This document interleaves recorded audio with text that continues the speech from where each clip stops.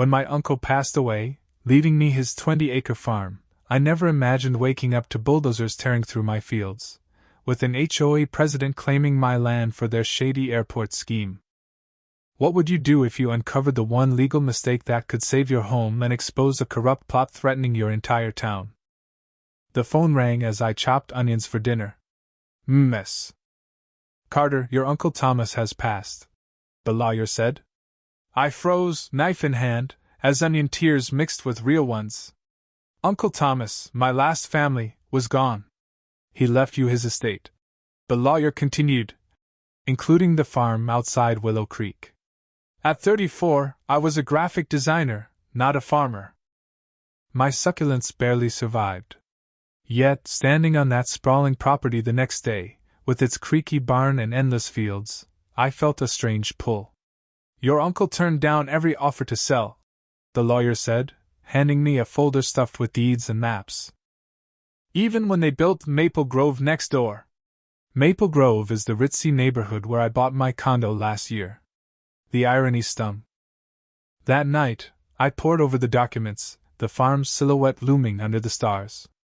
What would I do with it? At 7:30 a.m., my doorbell jolted me awake. Still in pajamas, I opened the door to a woman with sleek gray hair and 3 suited men. Emma Carter? Her smile was sharp. I'm Victoria Hammond, Maple Grove HOA president. May we come in? They didn't wait, striding into my living room. Victoria sat stiffly, as if my couch might stain her. We know you inherited Thomas's farm, she said, opening a portfolio. We're offering $700,000 for it. I blinked. The land was worth double that. Your uncle let it rot, she pressed. We're being generous. Her tone made my skin crawl. I dealt with enough corporate sharks to smell a hustle. I need time, I said. Victoria's smile tightened. We don't have time, Emma. The Maple Grove Airport project starts next week. Airport? I choked. What airport? She spoke like I was a child. The board voted last month. Your farm is the last piece for our runway. A plane roared low overhead, rattling my windows. That's my land, I said, voice steady despite my pounding heart. You can't build on it. Victoria's eyes glinted. Check your HOA agreement, Section 52C. Properties near Maple Grove fall under our jurisdiction for community projects. She slid a folder across my table. Our offer expires tomorrow at noon. Don't fight the town, Emma. After they left, I drove to the farm. Construction trucks lined the road, workers staking my fields. This is my land, I yelled, waving a stake I'd yanked from the ground. A foreman, Mike Russo, approached. We have permits, he said, showing digital signatures from the HOA and town council, dated yesterday, before their offer. Fury surged. I called officials all day, but the town clerk was vague, the county ignored me, and lawyers quoted fees I couldn't afford. Defeated, I sat with Uncle Thomas's papers, wondering how this was legal. A knock startled me. Through the glass, I saw Henry Walsh, my neighbor, a grizzled man with thick brows. I saw you at the farm, he said. You need an ally. Henry, a retired prosecutor, had watched Victoria's schemes for years. Her husband owns half the town's real estate, he explained. Her son-in-law's firm wins every contract. This airport? It's a money grab. Rezone the land commercial, and its value skyrockets. He studied the HOA agreement. There's always a weak spot. Past midnight, we found it in a 1978 deed. Uncle Thomas never signed the 1995 HOA expansion.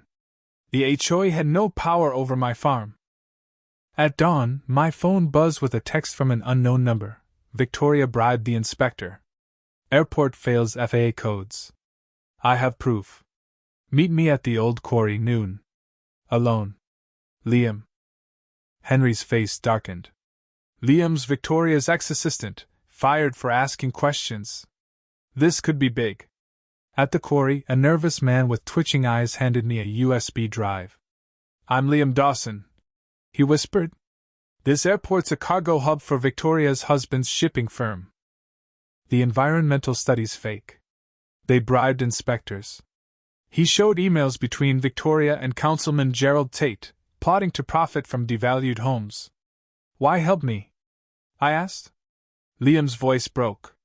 My son loves the rare Willow Creek frogs on your land. I can't let Victoria destroy their home. That night, I crashed an HOA meeting. Victoria, in a tailored suit, touted the airport's benefits. I stood, clutching the deed. This project's illegal. My farm's not under HOA control. Gasps rippled. Victoria laughed. Your land's in our records. I held up the deed. Uncle Thomas never signed your 1995 agreement. I flashed Liam's documents. This isn't an airport, it's a cargo hub, and it's killing protected frogs. Neighbors erupted. You lied! Shouted Claire and Gwyn, who'd once nagged me about my mailbox. Victoria slammed her gavel. Meeting adjourned! But the room was in chaos. Outside, Victoria hissed. You'll regret this. My husband owns this town. That night, a black SUV tailed me home, swerving close. Councilman Tate yelled, Back off! Before speeding away. At home, my door was ajar, papers scattered, laptop smashed. The police called it vandalism, but I knew better. Henry and his daughter, Sophie, an environmental lawyer, urged me to fight. Sophie filed an injunction, citing the HOA's lack of jurisdiction and the fake wetland study. Days later, at the farm, bulldozers loomed behind a new fence labeled eminent domain. Victoria's deputy, Karen, smirked, sliding papers through the bars. This land's ours now. Sophie arrived, waving a court stay. Not yet. But the harassment escalated. My water was cut off, my car was towed, and my internet was spotty. They wanted me broken. Then Liam sent another USB. Victoria's emails lied to the FAA, mislabeling my wetland. Sophie grinned. This gets us a federal injunction. On a quiet road, a black SUV rammed us. Two men demanded that I meet Victoria's husband, Nathan. I reversed, tires screeching, escaping down a dirt path. Online, trolls doxed me, painting me as a job killer. But neighbors rallied. Clara, once my foe, brought allies. Victoria lied about a small airport, said Javier Rees. It's a noisy cargo hub. Sophie uncovered and signed environmental reports. By dawn, flyers blanketed Willow Creek, and news vans swarmed. Victoria arrived, desperate. Name your price. I stood firm. Resign. Henry waved subpoenas. The EPA's onto you. That night, Liam warned they'd drain the wetland before our injunction. We raced to the farm, neighbors in tow. Floodlights lit workers pumping the marsh. I shouted, This is protected! Mike hesitated. Clara's church group formed a human chain. We're not leaving! Javier roared. News cameras rolled. Environmental officers confirmed the frogs, taping off the land. Victoria and Nathan arrived, livid. You bribed for permits! Henry yelled, Mike on. Their empire crumbled. Months later, the farm became a community garden. Victoria and Nathan fled amid FBI probes. Clara, now the HOA co-chair, handed me lemonade. We were wrong about you. I smiled. Good neighbors don't need rules.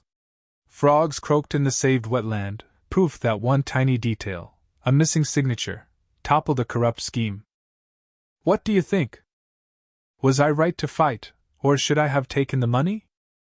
Share your thoughts below, and tell us, when does standing your ground cross into stubbornness? Your comments keep this story alive. Let's get it trending.